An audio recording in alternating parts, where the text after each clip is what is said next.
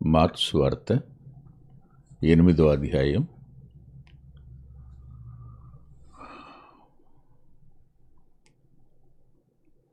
32-33 వచనాలు. పేతురు ఆయన చేయి పట్టుకొని ఆయన గద్దింపసాగెను. అందుకైన తన శిష్యుల వైపు తిరిగి వారిని చూచి ప్రార్థన చేసుకుందాం. తండ్రి, వాక్యం మీది, మాట్లాడుతున్నవాడు నీ కృప చొప్పున బ్రతుకుతున్నవాడు, వింటున్నవారు నీ కృప ద్వారా మేలొందడానికి మీ చేత ఏర్పరచబడినవారు. ఈ సమయాన్ని మాకు దీవెనగా మార్చండి. కృప ద్వారా రక్షించిన మీ గొప్ప కార్యాన్ని గుర్తించే మనసు ప్రతి ఒక్కరికి దయచేయమని, అనవసరమైన ఆలోచనలోనికి వెళ్ళిపోకుండా అపవాది చేతికి చిక్కకుండా కాపాడమని, మీ కృపకు, మీ దయకు, మీ సంరక్షణకు సంపూర్ణంగా మీ రెక్కల నీడకు మమ్మల్ని అప్పగించుకుంటూ యేసుక్రీస్తు ప్రభు వారి పేరిట ప్రార్థిస్తున్నాం తండ్రి, ఆమేన్. మనం ఆయన చూచి అనే చిన్న అంశాన్ని ఆధారం చేసుకుని మార్కు సువార్తని అధ్యయనం చేస్తున్నాం. 7వ అధ్యాయంలో ఒక మాట ఉంది, అది వచ్చేవారం చెప్పుకుందాం, పర్వాలేదు. 8వ అధ్యాయంలో మనం చదువుకునే భాగంలో పేతురు ప్రభు చేయి పట్టుకుని గద్దించి అనే మాట. ఈ మాట మరింత స్పష్టంగా లేఖనంలో రాసింది. అది మత్తయి సువార్త 16వ అధ్యాయంలో 22వ వచనం. పేతురు ఆయన చేయి పట్టుకొని, ప్రభువా, అది నీకు దూరమగును గాక, అది నీకెన్నడూ కలుగదని ఆయనను గద్దింపసాగాను. ఇది మాట. అదే 32కి వచ్చి పేతురు ఆయన చేయి పట్టుకొని ఆయన గద్దింపసాగానని చెప్పాడు. ఏం మాట్లాడాడో మత్తయి రాశాడు. ఒకటి, సార్వత్రికంగా దేవుని పిల్లలైన వారు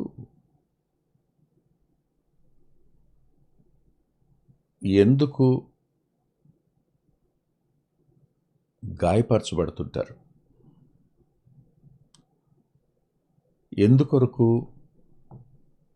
ఇతరుల చేత డామినేట్ చేయబడుతుంటారు. సేవకులైనా, సంఘ పెద్దలైనా, సువార్థికులైన, పరిచారకులైన, విశ్వాసులైన ఒక ప్రశ్న వారి అంతరంగాలను తొలుస్తుంటుంది.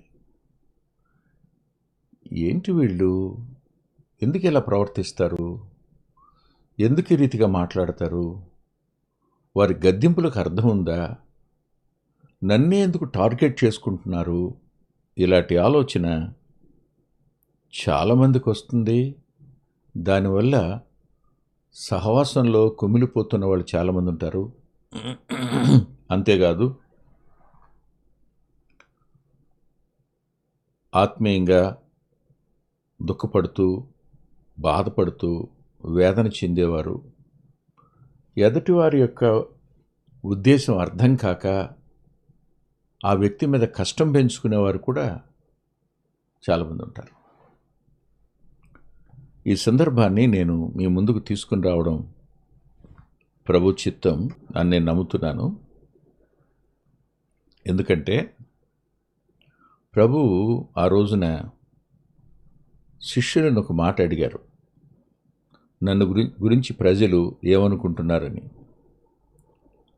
ఎందుకంటే ఆయన ఫిలిప్పుదైన కైసరేయు గ్రామాలను గుండా ప్రయాణం చేసి వచ్చారు. ఆయన మార్గంలో ఉండగా నేనెవరు అనుకుంటున్నారు అని అడిగాడు.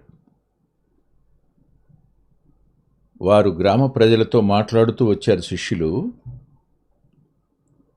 అప్పుడు వాళ్ళని అడిగాడు ఆయన ప్రజలు ఏమనుకుంటున్నారు అనే మాట దగ్గర వాళ్ళ దగ్గర నుంచి ఇన్ఫర్మేషన్ సంపాదించుకుందామని కాదు. నా అభిప్రాయం ప్రకారం శిష్యులు తాము ఎవరిని వెంబడిస్తున్నామో ఆయన గురించి ప్రజలు ఏం చేస్తున్నారు అనే ఒక అభిప్రాయాన్ని వాళ్ళు కనుక్కుంటున్నట్టు అనిపిస్తుంటుంది నాకు. బహుశా శిష్యులే ప్రజా సమూహంతో మాట్లాడుతూ మా ప్రభుని గురించి మీ అభిప్రాయం ఏమిటి ఇలా అడిగి ఉండాలి. వారు సంపాదించి సేకరించిన సమాచారం వాళ్ళ దగ్గర ఉంది. ఏమనుకుంటున్నారు అని వాళ్ళు సేకరించిన సమాచారాన్ని బట్టి ప్రభు అడుగుంటాడు అని నేను అనుకున్నాను. మనం ఏ మాట చెప్పినా క్రీస్తేసు ప్రభు యొక్క దైవత్వానికి దెబ్బ తగిలే మాట మనం మాట్లాడకూడదు. అందుకని ఆయన ఏదో మనలాగా వాక్యం చెప్పి బయటకు వచ్చి ఎలా ఉందంటున్నారు ప్రజలు అలా అడిగాడు కాదు. ఆయన బాగా చెప్పానా వర్తమానం ఇవాళ అని అడిగే మనలాంటి వ్యక్తి కాదు ఆయన. ఆయన అడిగాడు అంటే behind it there is a reason. తప్పనిసరిగా శిష్యులైన వారు ఆయనను గురించి సమాచారాన్ని సేకరించి ఉండాలి. అందుకోసమే ఆయన వారిని ఆ ప్రశ్న అడిగాడు. అడిగినప్పుడు వాళ్ళు రకరకాలైన జవాబులు చెప్పారు. అప్పుడు మీరేమనుకుంటున్నారు అన్నాడు. అంటే ప్రజాభిప్రాయానికి శిష్యుల అభిప్రాయానికి ఉన్న వ్యత్యాసాన్ని ఆయన స్పష్టంగా వాళ్ళ ముందుంచాలని. వీళ్ళు ఏమనుకుంటున్నారు ఆయనకి తెలియక కాదు, వాళ్ళు ఏమనుకుంటున్నారో ఆయనకి తెలియక కాదు. కానీ ఆయన ఈ మాట అడగగానే పేతురు అన్నాడు, నీవు క్రీస్తువి అన్నాడు. నీవు క్రీస్తువి అన్నాడు. ఇదే మాట మత్తయి సువార్త 16వ అధ్యాయంలో, నీవు సజీవుడగు దేవుని కుమారుడవైన క్రీస్తువు, సజీవుడైన దేవుని కుమారుడవైన క్రీస్తువు. ఈ మూడంతల మాట ఇది పరలోక ప్రత్యక్షత. యూదులు ఎదురు చూస్తున్న మెస్సియా ఈయనే అని స్పష్టంగా చెప్పబడినటువంటి మాట. అప్పుడు ప్రభు అన్నాడు, సియోను భరయోనా, నువ్వు ధన్యుడివయ్యా, పరలోకముందున్న నా తండ్రి ఈ సంగతి నీకు బయలుపరిచినే గాని నరులు నీకు బయలుపరచలేదు అన్నారు. ఆయన క్రీస్తు అనే సంగతి, ఆయన దేవుని కుమారుడని, సజీవుడని, క్రీస్తు అని ఈ మూడంతల ప్రత్యక్షత ప్రభుని గురించి పరలోకం అనుగ్రహించబడితే తప్ప ఏ వ్యక్తికి అర్థం కాదు. పరలోకం ప్రత్యక్షత అంత మాత్రం చేత ఆ ప్రత్యక్షతను సంపూర్ణంగా అర్థం చేసుకున్నట్టు కానీ, లేదు ఆ ప్రత్యక్షతలో నిలిచి ఉన్నట్టు కానీ, ఆ ప్రత్యక్షతకు సహకారులైనట్టుగా కానీ అనుకోవడానికి వీలేదు. ఉదాహరణకు నేను మీతో ఒక మాట చెప్తాను. అదేమిటంటే, వాక్యం చదువుతుండగా వాక్యంలో నుంచి ఒక సత్యం ఆ రోజు మనకు అర్థమైంది. అర్థమైనప్పుడు మనం చెప్పాం. మనం అపవాది తంత్రాలను ఎరుగని వారము కాము అన్నప్పుడు వాడు తంత్రాలు చేస్తాడు, మనం వాడి తంత్రాలను ఎరిగి ఉంటే చాలు, వాడు మన చేత అబద్ధం ఆడించడానికి, మన చేత తప్పు చేయించడానికి, మన చేత తొందరపాటుగా నిర్ణయాలు తీసుకోవడానికి వాడు చాలా ప్రయత్నం చేస్తుంటాడు. కాబట్టి వాడు శరీరాన్ని ఆస్పదం చేసుకుని, శరీర స్వభావాన్ని ఆస్పదం చేసుకుని ఈ పని చేస్తుంటాడని చెప్పాము. విన్నవాళ్ళు నిజమే కదా, మనం అనవసరంగా ఎవరి మాట అంటే ఆ మాటకి మనం ఇన్ఫ్లుయెన్స్ అయిపోకూడదు అని అనుకుంటారు. కానీ దానిని మనం అభ్యాసం చేస్తున్నామా అనే ప్రశ్న మనకు రాదు. మంచి సంగతి తెలుసుకున్నాము అని ఇతరులకు చెప్తుంటాం కానీ దాన్ని అభ్యాసం చేస్తున్నామా, అభ్యాసం చేయాలి అనే ఒక ఆలోచన దగ్గర మనం చాలా వరకు సక్సెస్ కాలేం, కృతకృత్యులం కాలేం. పేతురికి ప్రత్యక్షత రాగానే అప్పటి వరకు ఆయన తాను క్రీస్తుని, మెస్సియాని అనే మాట మరుగుగా ఉంచినవాడు. తన కార్యాలను చూసి, తన బోధను చూసి తెలుసుకోవాలి అని ఆయన అభిప్రాయపడుతూ వచ్చాడు. ఒక సుకారుబావు దగ్గర ఆ సమరయ స్త్రీతో మాత్రమే చెప్పాడు, మిగిలిన వాళ్ళెవరికి ఆయన చెప్పలేదు. సరిగ్గా అందుకే 16వ అధ్యాయంలో ఆయన 21లో అప్పటి నుండి ఆయన తాను యెరూషలేమునకు వెళ్ళి పెద్దల చేతను, ప్రధాన యాజకుల చేతను, శాస్త్రుల చేతను అనేక హింసలు పొంది చంపబడి 3వ దినమున లేచి రగచ్చిమని యేసు తన శిష్యులకు తెలియజెప్ప మొదలుపెట్టగా అన్నాడు. అప్పటి వరకు ఉన్న ఆ తెరను ఆయన తొలగించి, నేనెవరిని, అసలు ఎందుకు వచ్చాను, ఇప్పటి వరకు యూదులు ఎదురు చూస్తున్నటువంటి మెస్సియా వారిని బానిసత్వం నుంచి, లేకపోతే పరిపాలిస్తున్న రోమా ప్రభుత్వం యొక్క అధికారం నుంచి విడిపించి తమకు ఒక రాజ్యాన్ని ఇచ్చేటువంటి ఒక హీరో, నాయకుడు, ఉన్నతమైన ఒక నాయకుడు. అంత మాత్రమే కాదు, ఆయన ఒక రాజకీయ సంబంధమైన, భౌతిక సంబంధమైన ఒక నాయకుడిగా ఉండి దాను మొదలుకొని బెర్షెబా వరకు ఉన్న వాగ్దానం చేయబడిన వాగ్దాన భూమి యావత్తూ తమ స్వాధీనపరిచేవాడుగా ఉంటాడు. ఆయనే మెస్సియా అని వాళ్ళు ఎదురు చూస్తున్నారు. కానీ మెస్సియాను గురించిన ప్రవచనాలు వారి కళ్ళకు కనిపించవు. సరిగ్గా ఈ 8వ అధ్యాయంలో ప్రభు 22 నుంచి 26 వరకు గుడ్డివాని కనులు తెరిచాడు. ఇప్పుడు ఆయన ఈ శిష్యుల యొక్క ఆత్మీయమైన అంధత్వాన్ని తెరవడానికి ఇష్టపడ్డాడు. మనం కూడా అపార్థం చేసుకున్న ప్రతిసారి గుడితనంలోనికి వెళ్ళినట్లు లెక్క. వాడి ఉపదేశం విని మనం ప్రవర్తించే తీరు వాడి చేతి సాధనాలు అవడం. అందుకనే ఏర్పరచబడిన వారిని సహితం వాడు మోసం చేస్తాడు అనే మాట చిన్నదేం కాదు. ఆలోచించండి. యోబు భార్య నీతిమంతురాలు, కానీ తన భర్తతో ఆమె మాట్లాడిన తీరు ఎలా ఉంది కదూ? అతడు ఆశ్చర్యపోతాడు. ఏమిటి నువ్వు బుద్ధిహీనురాలు మాట్లాడినట్టు మాట్లాడుతున్నావు ఏంటి అంటాడు. పేతురేనా ఇలా ప్రవర్తించింది? యోబు భార్యనా అలా ప్రవర్తించింది? ఈ ప్రవర్తించడానికి గల కారణం ఏమిటి? వాళ్ళు ఎందుకు అలా బిహేవ్ చేశారు? ఎందుకు ఆయన చేయి పట్టుకున్నాడు? ఎందుకు ప్రభువునే గద్దించాడు? ప్రభువుని సిలువకు వెళ్లకుండా ఆపాలని, ఆయన హింసింపబడకుండా ఆపాలని, ఆయన మరణించకుండా ఆపాలి అనేటువంటి ప్రయత్నం పేతురు మాటల ద్వారా ఎవరు చేయాలనుకుంటుంది? ఇది అపవాది యొక్క ఎత్తుగడ. మీకు గుర్తుంది కదా, ప్రభువుని వారు శోధించినప్పుడు ఆయన ఎందుకు వచ్చాడో వాడికి తెలియకాదు.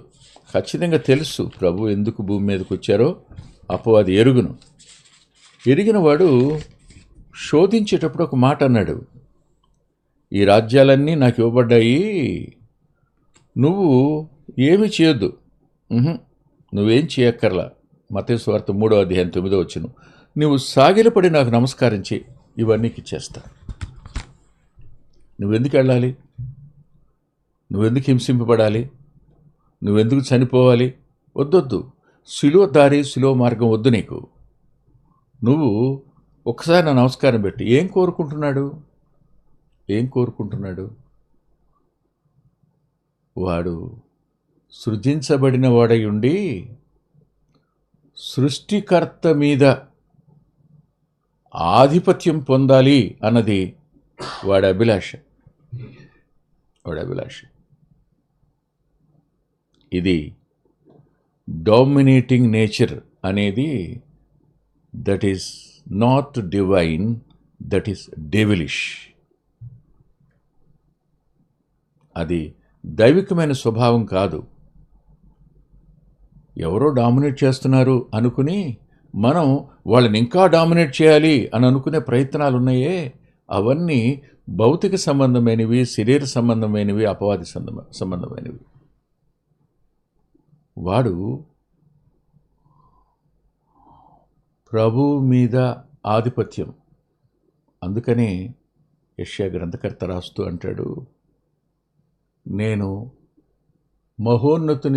మహోన్నతునికి పైగా ఎక్కిపోదును, సభాపర్వతం పైగా ఎక్కిపోదును, అక్కడ నేను సింహాసనం వేసుకుంటాను, అక్కడ నేను కూర్చుంటాను. మహోన్నతునికి పైగా అంటే సృజించిన సృష్టికర్తను నేను అధిగమించి వెడతా, అతనికంటే ఉన్నతమైన స్థానంలో నేనుంటా. ఇది అపవాది యొక్క తత్వం. వాడు గుడితనం కలుగు చేస్తాడు. అంతేకాదు, నువ్వు ఆయనకు విరోధంగా మాట్లాడడానికి వాడు నిన్ను ప్రేరేపిస్తుంటాడు. ఎప్పుడు ప్రేరేపించే శక్తి అని వాడికి పౌలు గారు ఎఫ్సీ పత్రిక రాస్తూ 2వ అధ్యాయంలో చెప్పాడు. ఆయన ప్రేరేపించే శక్తికి అధిపతి అయినా అని వాడి గురించి స్పష్టంగా పౌలు గారు రాశారు. 2వ అధ్యాయంలో 2వ వచనంలో అంటాడు, ప్రేరేపించు శక్తికి అధిపతిని అనుసరించి అని. ప్రభు చెప్తున్న ఈ మాటలు విన్నటువంటి శిష్యులందరూ ఒక్కసారి నిర్ఘాంతపోయారు. ఇదేమిటి, మేము అన్నీ వదిలిపెట్టి ఆయన వెనకాల వచ్చేసాము, ఇప్పుడేంటి ఆయన యెరూషలేముకి వెళుతున్నాను, శాస్త్రులు, పరిసయ్యులు, ప్రధాన యాజకులు వీళ్ళందరూ నన్ను హింసిస్తారు, నన్ను చంపుతారు, సిలువేసి చంపేస్తారు, నేను 3వ దినాన్ని తిరిగి లేస్తాను అని చెప్తాడేంటి ఈయన చనిపోతే మనం ఏమైపోవాలి, ఏంటిదంతా? వారు ఒక్కసారిగా నిర్ఘాంతపోయినప్పుడు అపవాది వాళ్ళ ఆలోచనలను చెరపట్టడానికి ప్రయత్నం చేశాడు. వాడు మన ఆలోచనలను చెరపట్టడానికి ప్రయత్నం చేస్తాడు. మన ఆలోచనలు దైవికమైనగా కానీ, దీనుడుగా ఉండడానికి కానీ, ఆయన మాటకు ఆయన ఉద్దేశానికి, ఆయన చిత్తానికి లోబడి నీ చిత్తమే జరగనిమ్మని తల ఉంచుకునేటట్టుగా వాడు ఎప్పుడు చేయడు. దేవునికి లోబడే తత్వం నీలో నుంచి తొలగిపోవడం. ఎవరికైనా ఏ హాని అయినా లేదు, ఎవరినైనా కుట్ర పన్ని దెబ్బతీయాలి అని ఆలోచించే ఆలోచన సంఘాలలో కానీ, కుటుంబాల్లో కానీ జరుగుతుంది అనంటే అది వారు అపవాది చేత ప్రేరేపించబడి అలా చేస్తున్నారు. కాబట్టి పౌలు గారు ఎఫ్సీ పత్రిక రాస్తూనే 6వ అధ్యాయంలో అన్నారు, ఆయన మనము పోరాడున్నది ఇహలోక సంబంధులతో కాదు కానీ అంటాడు. 12వ వచనం 6:12లో, ఏలయనగా మనం పోరాడున్నది శరీరులతో కాదు, కానీ ప్రధానులతోనూ, అధికారులతోనూ, ప్రస్తుత అంధకార సంబంధులకు లోకనాథులతోనూ, ఆకాశ మండలమందున దురాత్మల సమూహంతోనూ పోరాడుచున్నాము అన్నాడు. ఇవాళ దైవ సేవకుని మీద దైవ సేవకులే తిరుగుబాటు చేయడానికి, దైవ సేవకుని మీద సంఘ పెద్దలు తిరుగుబాటు చేయడానికి, సంఘ పెద్దల్ని అణిచివేయడానికి, దైవ సేవకుడు సంఘంలో ఒక వర్గాన్ని తయారు చేసుకోవడానికి, దీనంతటి వెనక ఉన్నది ఎవరు? ఏ సంఘాన్ని బట్టి పాతాళలోక ద్వారాలు గడగడ వణుకుతున్నాయో వాడి యొక్క ప్రభావం, వాడి ప్రేరణ సంఘం లోపల అనైక్యతకు, దుస్థితికి కారణమవుతాయి. ఆలోచించండి. ఇప్పుడు మనల్ని అంటున్నవారు ఎవరు? ప్రభు ఒకసారి వాళ్ళ వంక తేరేలా చూసినప్పుడు ఎవరు కనబడ్డారు ఆయనకి? ఎవరు కనబడ్డారు? వారిని ప్రేరేపిస్తూ స్పష్టంగా పేతురుని తన సాధనంగా చేసుకోవడానికి, పేతుర్ని సంపూర్ణంగా తన ఆధీనంలోకి తీసుకుంటున్న అపవాది కనిపించాడు. That's what I thought. అప్పుడు అన్నాడు, సాతానా నా వెనక్కు పో అన్నాడు. పేతురు అల్లా సాతానా అన్నాడు. పలికింది పేతురు, ఆయన గద్దించింది సాతానుని. అంటే పోరాడుతుంది పేతురుతో కాదు, మనం అవమానిస్తున్న వాళ్ళతో కాదు, అభ్యంతర పెడుతున్న వాళ్ళతో కాదు, బాధ పెడుతున్న వాళ్ళతో కాదు, వారి వెనక ఉన్నాడు ఒకడు, వాడితో మన పోరాటం అంతా. మెస్సియా భౌతిక సంబంధమైన రాజ్యాన్ని ఇస్తాడని యూదులు ఎదురు చూస్తున్నారు, కానీ ఆయన వచ్చింది ఎందుకు? ఆయన రాక వెనక ఉన్న ఉద్దేశం ఏమిటి? ఆయన ఎందుకు వచ్చాడో 1-2 మాటలు నేను మీతో చెప్తాను. వాళ్ళందరూ రోమా బానిసత్వం నుంచి విడిపించబడాలి, రోమా యొక్క కఠిన పరిపాలన నుంచి మేము ఎలా అయినా బయటికి రావాలి అని ఆలోచిస్తూ ప్రభువును వెంబడిస్తున్నారు వీళ్ళు ప్రజలందరూ కూడాను. కొద్దిమందికి అర్థమైంది ఆయన దేవుడని, అందరికీ అర్థం కాలేదు. అలాంటి సందర్భంలో ప్రభు వారితో చాలా స్పష్టంగా మాట్లాడారు. ఆయన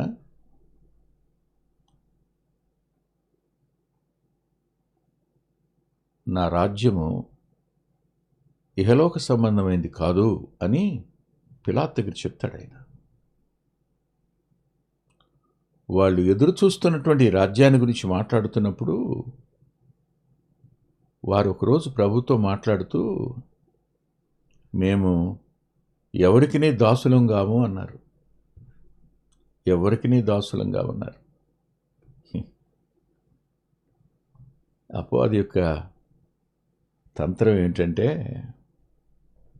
మేము బాగానే ఉన్నాం, మేము మంచిగా చెలాయిస్తున్నాం, పరిపాలించేది రోమీలైతే మాత్రం మాకేం తక్కువైంది, మేము బాగానే ఉన్నాం అనే ఫీలింగ్ ఒకటిను, మేము అబ్రహాం సంతానం, మేము ఎవరికి దాసులం కాము అన్నప్పుడు నిజంగా యూదులు ఎవరికి దాసులు కాలేదా? వాళ్ళు మాట్లాడుతున్నటువంటి భౌతికమైన దాస్యం తరతరాల నుంచి చేసి రాలేదా వీళ్ళు? ఎవరెవరికి దాసులుగా ఉన్నారు ఆలోచించండి ఒకసారి. అయినా ప్రభు వారితో మాట్లాడుతూ అన్నాడు, పాపం చేసేవాడు పాపానికి దాసుడు, బానిస అన్నాడు. వాళ్ళు ఆలోచిస్తున్నటువంటిది భౌతిక సంబంధమైనటువంటి దాసత్వాన్ని గురించి, శరీర సంబంధమైన దాసత్వాన్ని గురించి. ఆయన విడిపించడానికి వచ్చింది ఈ రాజ్యాల నుంచి కాదు, అపవాది యొక్క రాజ్య పరిపాలన నుంచి, పాపం యొక్క దాసత్వం నుంచి విడిపించడానికి నేను వచ్చాను అని ఆయన స్పష్టంగా చెప్పాడు. దాన్ని ఇప్పుడు తెర తీసినట్టు తీసి వాళ్ళతో చెప్తున్నాడు, నేను ఇందుకే వచ్చానయ్యా అని. ఆయన అందుకోసమే వచ్చాడు. మెస్సియా రావాలి, ఆయన విమోచించాలి అన్నప్పుడు ఆయన ఏమేం చేయాలో ముందుగా రాసిపెట్టుంది. యెషయా గ్రంథంలో వ్రాసిన ఈ లేఖనాలని మనం చూద్దాం. దయచేసి చూడండి. యెషయా గ్రంథం 52వ అధ్యాయం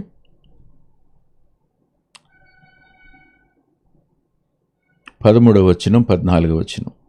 ఆలకించుడి, నా సేవకుడు వివేకముగా ప్రవర్తించును, అతడు హెచ్చింపబడి ప్రసిద్ధుడై మహాఘనుడుగా ఎంచబడెను. నిన్ను చూచి ఏ మనిషి రూపము కంటే అతని ముఖరూపమును, నరరూపము కంటే అతని రూపమును చాలా వికారమని చాలామంది ఎలాగూ విస్మయముందిరో. ఆయన మహాగరుడుగా ఎంచబడతాడని, ఆయన హెచ్చించబడతాడని, ఆయన శ్రమపడతాడు అని యెషయా గ్రంథం 52:13-14 చెప్తే, యెషయా గ్రంథం 53:12 ఇలా రాశాడు. కావున గొప్పవారితో నేను అతనికి పాలు పంచిపెట్టేదను, గనులతో కలిసి అతడు కొలసొమ్ము విభాగించుకును. ఏలయనగా మరణము నొందునట్లు అతడు తన ప్రాణమును దారపోసెను. అతిక్రమము చేయువారిలో ఎంచబడిన వాడైనో అనేకుల పాపమును భరించును. తిరుగుబాటు చేసిన వారిని గురించి విజ్ఞాపన చేసెను. విమోచించడం కోసం వచ్చినవాడు శ్రమపడాలని, మరణించాలి అని మెస్సయ్య శ్రమపడతాడు, ఆయన మరణిస్తాడు అనే సత్యం లేఖనాల్లో ఉంది. ఆ లేఖన సత్యాన్ని వీరి కనులకు మరుగు చేశాడు. అపవాదికి తెలుసు ఆయన ఖచ్చితంగా మరణించాలని, మరణించడం ద్వారా మరణ బలాన్ని ఆయన అణిచివేయాలని, మరణ బలం గలవాణ్ణి ఆయన గెలుస్తాడనే భయం వాడుకుంది. అందుకనే ఆయన మరణానికి వెళ్లకుండా ఉండడానికి ముందుగానే శోధించే దగ్గర నమస్కారం పెట్టు, నేను ఇచ్చేస్తానన్నాడు. ఇక్కడ అదే ఆలోచన. అంటే ఇంకొక మాట కూడా నేను మీతో పంచుకోవాలి. అది మత్తయి సువార్తలోనే 16వ అధ్యాయంలో, మత్తయి సువార్త 16వ అధ్యాయంలోనే ఆయన పేతురుతో ఓ మాట అంటాడు. ఏమంటాడంటే 23వ వచనం, నీవు నాకు అభ్యంతర కారణమై ఉన్నావు. 16లో, నీవు మనుషుల సంగతులనే తలంచుచున్నావు గాని దేవుని సంగతులను తలంపకి ఉన్నావని పేతురుతో చెప్పాడు. మనం మానవ సంబంధమైన ఆలోచన దేవునికి అభ్యంతర కారణంగా ఉండడం, ఇవన్నీ అపవాది యొక్క ప్రభావం, వాని ఇన్ఫ్లుయెన్స్ కిందకి పోవడం. అందుకనే మనుషుల మీద మనం ఏ పగ పెట్టుకోవద్దు. వాళ్ళు నిమిత్త మాత్రులు. ఇవాళ చనిపోతే రేపటికుంటారు. వాళ్ళు నిమిత్త మాత్రులు. వాళ్ళు అపవాది చేతి సాధనాలయ్యారు. వాళ్ళ మీద కష్టం పెట్టుకుని, బాధ పెట్టుకుని, వారిని మనం శత్రువులుగా భావించొద్దు. వారి వెనక ఉన్నవాడితో మనం పోరాటం. ప్రభువు చూచాడు.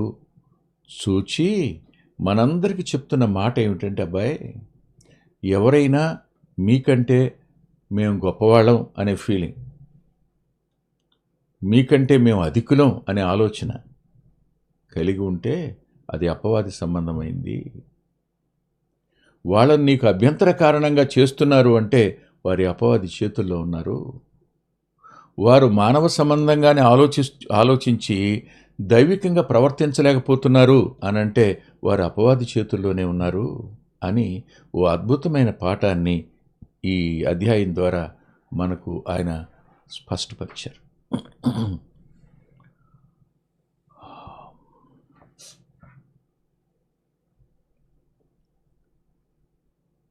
ఆయన పేతుర్ని గద్దించాడు.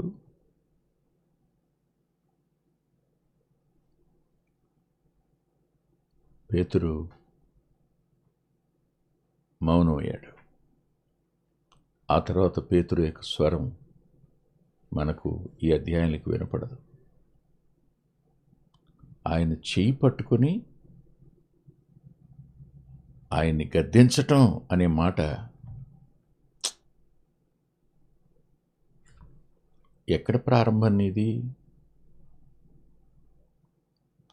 అసలు నీ ఉనికి ఎక్కడా? నీ స్థానం ఎక్కడా? నువ్వెక్కడుంచి తీయబడ్డావు? ఏ గుంటలో నుండి, ఏ జిగటగల దొంగ ఊబిలో నుండి నేను తీసుకొచ్చాడు ఆయన. ఈ రోజున నీకు తనను వెంబడించే భాగ్యం ఇచ్చాడు. ఆయన వద్ద కూర్చుని నేర్చుకునే కృపనిచ్చాడు. ఆయన విరిచింది, ఆశీర్వదించి విరిచింది పంచేటువంటి భాగ్యం ఇచ్చాడు. నిన్ను శిష్యుల జాబితాలో చేర్చాడు. నిన్ను ఆయన అపోస్తలుడుగా చేశాడు. నీకు ఆయన ఇచ్చినటువంటి ఆ ఉన్నతమైన ఆధిక్యత, ఆ ఇన్నర్ సర్కిల్లో, అంతరంగికుల విభాగంలో నీవు ఉన్నావు. ఇవన్నీ నా గొప్పతనం వల్ల, నా చేష్టల వల్ల, నా పనుల వల్ల, నా క్రియల వల్ల, నా వ్యక్తిత్వం వల్ల నువ్వు అనుకుంటే, నువ్వైనా నేనైనా అనుకుంటే, ఖచ్చితంగా మనం అపవాది యొక్క ఆ ప్రేరణ క్రిందకు, ఆ గుడ్డితనంలోనికి, ప్రభువునే శాసించేటట్టుగాను, ప్రభువుని డామినేట్ చేసేటట్టుగాను, పెద్దలను డామినేట్ చేసేటట్టుగాను, వారి మాట వినకుండా నా చిత్తమే అనుకునే ఆలోచనలోకి వెళ్ళిపోవడం అనేది అపవాది నేను తన సాధనంగా వాడుకోవడమే అని గమనించాలి. ఆయన చూచి అన్నప్పుడు శిష్యులను చూచాడు, పేతుర్ని చూచాడు. శిష్యులు పేతురు మాటలకు ఇన్ఫ్లుయెన్స్ అవుతున్నారు. సహజంగా వాడు చేసే పని ఏమిటంటే, ఒక వ్యక్తిని ఆసరా చేసుకుని అతని ద్వారా మిగిలిన వారందరినీ ఇన్ఫ్లుయెన్స్ చేస్తాడు. అందరిని ఇన్ఫ్లుయెన్స్ చేస్తాడు. ఈ ఇన్ఫ్లుయెన్స్ అనేది ఏ స్థాయికి వెళ్ళవచ్చు అంటే, ఇది నా అభిప్రాయం సుమా, పౌలు అతని పిలుపు, అతని త్యాగం, ప్రభువులే నడిచినటువంటి అతనికి జీవిత నడక ఇంత అద్భుతంగా ఉన్నా, ఆసియాలో ఉన్న వారందరూ నన్ను విడిచిపోయిరి అన్న మాట దగ్గర ఎందుకు జరిగింది ఇది? పౌలు ఒంటరివాడు ఎందుకు అయిపోయాడు?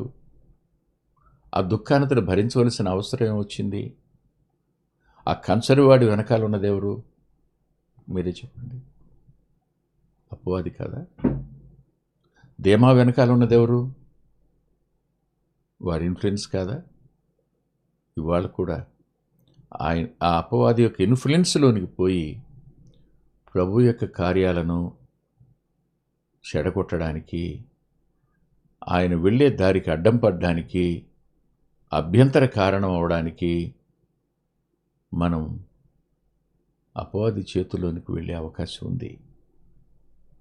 అందుకనే జాగరూకులవుదాం. పేతురు గారు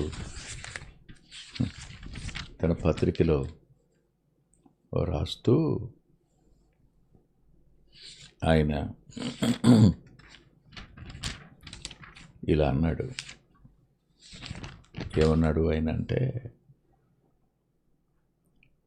5వ అధ్యాయం 8వ వచనంలో, మొదటి పత్రికలో, నిబ్బరమైన బుద్ధి గలవారై మెలకువగా ఉండండి. మీ విరోధి అయిన అపవాది గర్జించు సింహం వలె ఎవరిని మృంగుదునని వెతుకుతూ తిరుగుతూ ఉన్నాడు అన్నాడు. ఎవరు అపవాది చేత ప్రేరేపించబడి దేవునికి అభ్యంతర కారణమయ్యాడో ఆ వ్యక్తి అతని తంత్రాలను పసిగట్టినవాడై విశ్వాసులందరినీ ఆయన హెచ్చరిస్తున్నవాడుగా, మేల్కొలుపుతున్నవాడుగా స్పష్టంగా కనపడతాడు. వ్యక్తుల మీద పగబెట్టుకోకండి. వాళ్ళు బాధ పెట్టినంత మాత్రం చేత, అభ్యంతర కారణమైనంత మాత్రం చేత, నిన్ను డామినేట్ చేయాలని ప్రయత్నం చేస్తున్నంత మాత్రం చేత, నీ పేరు పాడు చేయడానికి వాళ్ళని అపవాది వాడుకుంటున్నంత మాత్రాన వాళ్ళ మీదే కష్టం పెట్టుకోకండి. వెనకాల ఉన్నవాడు, వారి వెనక ఉన్నవాడు అపవాది, వాళ్ళని ప్రేరేపిస్తున్నవాడు వాడు, వాళ్ళకి గుడ్డితనం కలుగు చేస్తున్నవాడు, వాళ్ళు నేను డామినేట్ చేయడం కోసం వాళ్ళని ప్రోత్సహిస్తున్నవాడు ఒకడున్నాడు. కాబట్టి మనం పోరాడున్నది శరీరంతో కాదు. ఈ విషయాన్ని మర్చిపోకండి. ఇది మనం చూడగలిగితే ఆత్మీయ నేత్రంతో వాళ్ళని చూసి జాలిపడతాం, వాళ్ళ మీద పగబెట్టుకోం, వాళ్ళకేదో నష్టం జరగాలని కోరుకోం, వాళ్ళు ఏదో అయిపోవాలని మనం శాపనార్థాలు పెట్టకూడదు. అపవాదిని, వాడి క్రియలను దేవుడు లయపరచునుగాక. ప్రార్థన చేసుకుందాం. ప్రేమగల ప్రియ తండ్రి, పరిశుద్ధుడైన గొప్ప దేవ, మరోసారి కొద్ది మాటలు చెప్పుకోవడానికి సాయపడ్డారు. లేఖనం ఇది, ఈ మాటలు వింటున్న మా ప్రియులంతరంగాలను మీరే ఆదరించండి, బలపరచండి, ధైర్యపరచండి, ప్రోత్సహించండి. మీరు స్థిరంగా నిలిచేటువంటి కృపనిమ్మని, అపవాది బారిన వారు పడకుండా కాపాడమని యేసుక్రీస్తు ప్రభు వారి పేరిట ప్రార్థిస్తున్నాం తండ్రి. ఆమేన్. ప్రభు చిత్తమైతే వచ్చే వారం 9:30 గంటలకు ఆదివారం నాడు లైవ్లో కలుసుకుందాం.